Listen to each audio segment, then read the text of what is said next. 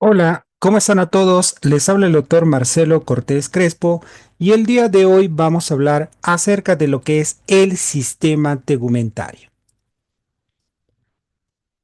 El sistema tegumentario principalmente podemos indicar que tiene cinco funciones vitales. Una de ellas, protección ambiental, por erosiones, pérdida de líquido, por sustancias nocivas, radiaciones solares y microorganismos invasores. Protección. 2. Contención de estructuras corporales, por ejemplo, en los tejidos y órganos y de las sustancias vitales, especialmente de los líquidos extracelulares, lo que previenen y evitan una deshidratación. 3. Sensibilidad, por ejemplo, al dolor. La piel tiene sensibilidad gracias a sus nervios superficiales y terminaciones sensitivas. Uno de los nervios vitales que tiene los tegumentos se llama nervio cutáneo. La cuarta función, regulación térmica.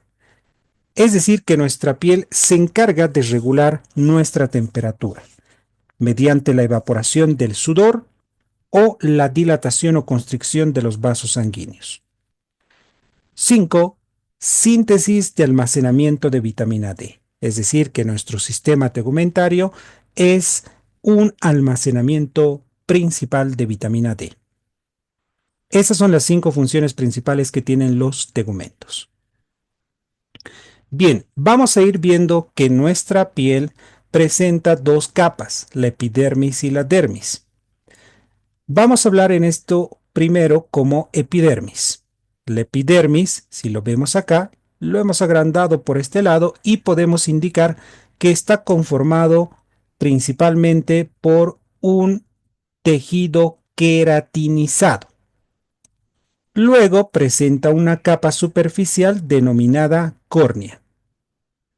Por debajo presenta una capa profunda denominada basal.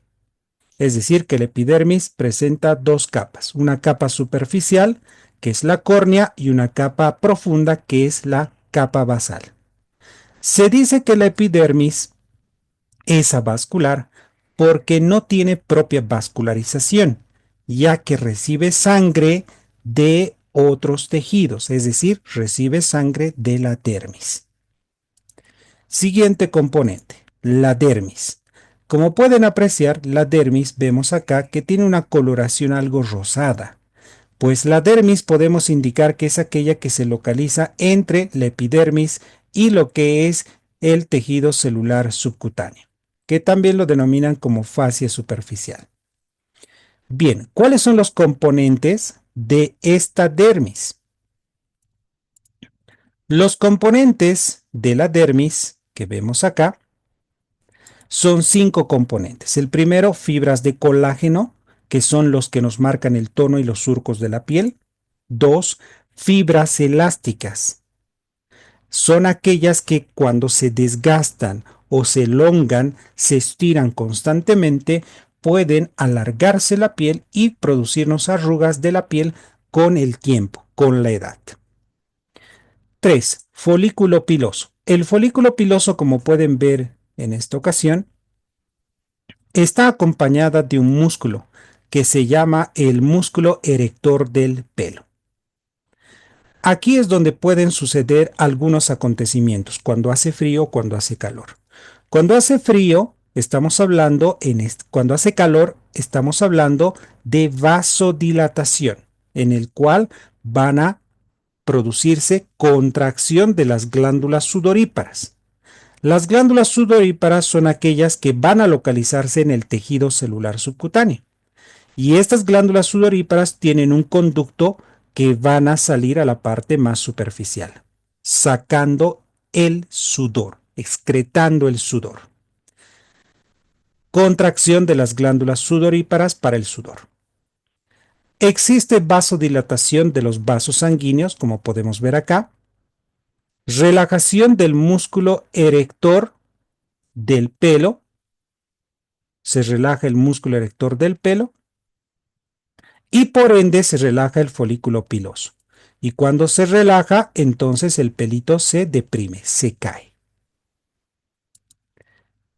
Vasoconstricción. La vasoconstricción estamos hablando cuando hace frío.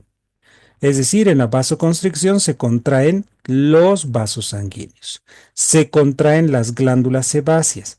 Para que se ubiquen, estas son las glándulas sebáceas que van a estar alrededor del folículo piloso. Aumentan los vasos sanguíneos. Y lo más importante, existe contracción de este músculo erector del pelo. Si se contrae el folículo piloso y por ende el pelito se pone erecto, se pone parado el pelito. Eso se llama piloerección. Y generalmente cuando una persona está con una polera y está haciendo frío en la calle, entonces los pelitos se paran. Eso se llama piloerección. Y al lado está acompañada por una ligera elevación como un puntito blanco. Eso no es nada más que esta glándula sebácea, cuando hace frío, asciende y se sobrepone al lado del pelo. Y es así que nos da un aspecto que se llama piel de gallina. Como ven, la piel de la gallina muerta se ven como unos puntitos blancos, ¿no es así? Entonces, a eso se asemeja, los pelitos parados y al lado como unos puntitos blancos. Entonces, cada vez que hace frío y nos hace mucho frío, entonces se da ese aspecto de piel de gallina. Esos son dos acontecimientos importantes que pasa cuando hace calor y cuando hace frío. El cuarto componente son las glándulas sebáceas, que ya las habíamos indicado, se localizan alrededor del folículo piloso. Y el quinto componente son denominados los retináculos. Los retináculos, como pueden ver, son estos de acá. ¿Qué son los retináculos? Son ligamentos cutáneos. Estos ligamentos cutáneos se extienden desde la dermis hasta la fascia profunda. Los retináculos pueden ser de dos tipos, es decir, para tomar en cuenta que los retináculos siempre van a localizarse dentro del tejido celular subcutáneo. Están atravesando la grasa, el tejido celular subcutáneo. Existen retináculos cortos en la palma de la mano y planta del pie. Aquí podemos ver un claro ejemplo, un retináculo en la palma de la mano. Es decir, que son retináculos totalmente cortos, ¿no? En la palma, retináculos cortos. Y otro ejemplo de retináculo largo también puede ser en el lado contrario, en el dorso de la mano, cuando nosotros agarramos y intentamos agarrar o estirar la piel, y de esa forma al estirarse entonces se pueden apreciar que hay retináculos largos. Cuando la piel se estira más, entonces nos indica que tenemos retináculos largos. Otros lugares de retináculos largos también puede ser la mama y el ligamento suspensorio de la mama. Bien, vamos a seguir bajando de la dermis, nos vamos al tejido celular subcutáneo. El tejido celular subcutáneo está conformado por grasa, tiene glándulas sudoríparas, por lo cual las glándulas sudoríparas se considera el principal mecanismo termorregulador. ¿Cuál es el principal mecanismo termorregulador del cuerpo? Glándulas sudoríparas. También contiene esto, el paquete vasculonervioso, que está formado por arterias, por venas y por vasos linfáticos y nervios cutáneos. Bueno, ¿dónde generalmente encontramos lo que es el tejido celular subcutáneo? Grasa en el hombre generalmente se localiza más en la parte abdominal. En cambio, que en la mujer se localiza en la mama, se localiza en los brazos, se localiza en el abdomen, se localiza en las caderas, se localiza en los glúteos y se localiza en el muslo. Esos son los lugares más abundantes donde hay tejido celular subcutáneo. Donde no hay grasa. Se indica que no hay grasa en la región de la tibia anterior, donde está la pierna. Para que se ubiquen, aquí vamos a mostrar un poquito más. Ahí está el tejido celular subcutáneo, que es la grasa. Ahí podemos ver el paquete vasculonervioso, como ser la arteria, la vena, el vaso linfático y ahí tenemos al nervio, el nervio cutáneo. Ahí también podemos ver a la glándula sudorípara, ¿no? Que se localiza en el tejido celular subcutáneo. Y esta glándula sudorípara, pues por su conducto va a secretar y excretar la parte del sudor, ¿no? A la parte más superficial cuando hace calor. Bien, Hablamos también de las líneas de tensión. Las líneas de tensión o de Langer eh, son líneas imaginarias, podríamos decir, que están localizadas en la parte más superficial de la piel. Estas líneas de tensión o de Langer pueden ser de distintas formas. Pueden ser de tipo longitudinales, como el que vemos acá, pueden ser espirales, pueden ser transversales y pueden ser oblicuas, dependiendo la región. Por lo tanto, ¿para qué sirven las líneas de tensión o de Langer? Bueno, si nosotros hacemos una incisión vertical, una incisión longitudinal, en este lugar donde hay fibras transversales, si hago una incisión, un corte en sentido longitudinal, entonces vamos a poder apreciar que con el tiempo esa herida no va a poder sanar. Va a formarse una cicatriz mala, podríamos decir, una cicatriz que se va a engrosar y se va a denominar queloide. El queloide es una cicatriz gruesa, de coloración rosada y brillante, gruesa, ¿no? Como una piel sobresaliente. Eso es un queloide. Por lo tanto, eso puede pasar cuando nosotros hacemos un corte en contra las líneas de tensión. Pero si mantenemos el corte en las líneas de tensión, pues vamos a presentar una herida satisfactoria y un tejido que va a cicatrizar más fácilmente. Bien, fascias.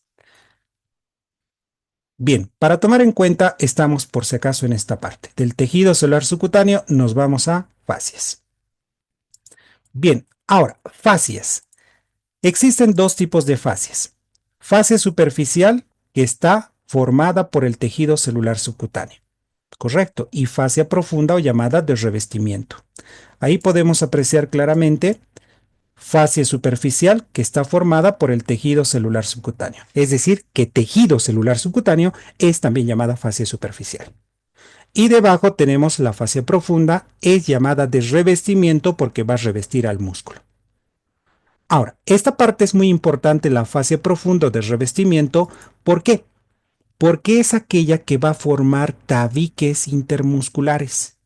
Y esos tabiques van a terminar en el periósteo. Por ejemplo, si ven la pantalla, aquí tenemos el tejido celular subcutáneo, que sería la fascia superficial, y más profundamente, este de color plomo es la fascia profunda o de revestimiento. Y esta fascia profunda, si logran ver por acá, es la que va a formar tabiques intermusculares. Los tabiques intermusculares se extienden desde la fascia profunda a la capa más externa del hueso, que es el periósteo. ¿Qué función tienen los tabiques intermusculares? Separar grupos musculares. Por ejemplo, aquí tenemos tabiques intermusculares y lo que hacen es separar grupos musculares, como ser el compartimiento anterior o grupo anterior, compartimiento lateral o grupo lateral y compartimiento posterior o grupo posterior. En este caso, su función de los tabiques es formar compartimientos o grupos musculares. Bueno, pasamos al siguiente, que se llama bomba músculo-venosa. Generalmente cuando el músculo se contrae, contrae a las válvulas venosas y a eso se denomina bomba músculo-venosa. ¿Qué quiere decir? Que tenemos a un músculo y dentro del músculo está pasando una vena y por lo tanto el músculo está revestido por fascia profunda de revestimiento. ¿Sí? Como vemos acá, el ejemplo. La fascia profunda o de revestimiento reviste al músculo. Y el músculo, dentro del músculo vamos a encontrar venas. Y estas venas a veces tienen unas válvulas. Y las válvulas ayudan a que suba la sangre venosa. Por lo tanto, ¿a qué se llama bomba músculo-venosa? Se llama bomba músculo-venosa cuando la fascia profunda de revestimiento más el músculo se contraen con el movimiento. Y cada vez que se contrae el músculo, entonces impulsa la sangre venosa para que pueda llegar al corazón. Y a eso se llama bomba músculo-venosa. Bien, para concluir, hablamos de dos fascias importantes, fascia subserosa y fascia serosa. La fascia subserosa es aquel que posee un tejido adiposo, pero la fascia subserosa es la que va a revestir toda la superficie interna musculoesquelética. Es decir, que va a revestir toda la parte interna del tórax, del abdomen y de la pelvis. Por eso la fascia subserosa se clasifica en fascia endotorácica, porque reviste la parte interna del tórax; fascia endoabdominal, porque reviste la parte interna del abdomen; fascia endopélvica, porque reviste la parte interna de la pelvis. Tres tipos de fascias subserosas. De estas tres se denominan dos. La fascia endoabdominal y la fascia endopélvica, las dos se denominan fascias extraperitoneales, por si acaso.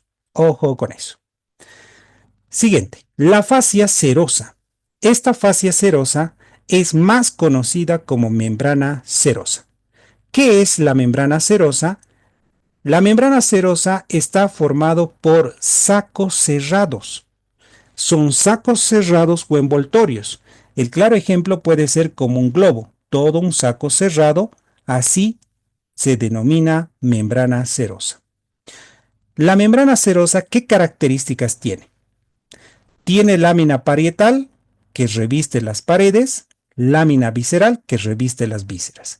Entre la lámina parietal y visceral, en medio, existe un líquido que se llama líquido seroso. Vamos a ver de qué forma interpretamos. Aquí presentamos un globo lleno de aire, en el cual agarramos y le damos un puño a este globo de aire. Y cuando le damos el puño se asemeja a una víscera. Puede ser un intestino, por ejemplo, un intestino.